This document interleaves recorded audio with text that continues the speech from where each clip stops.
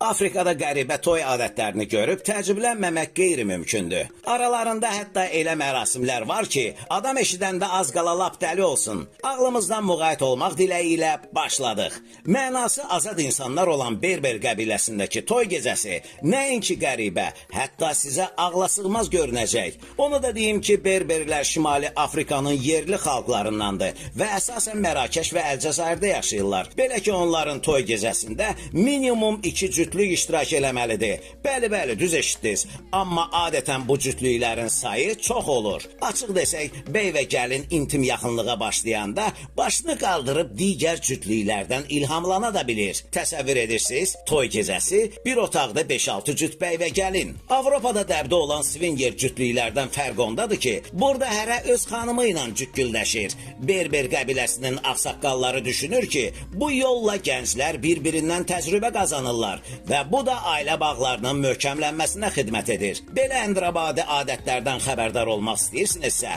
kanalımıza abunə olmağı, videolarımızı bəyənməyi və paylaşmağı unutmayın. Rəy bölməsində etik qaydaları pozanlara isə indidən bir sözümüz var. Özün sən.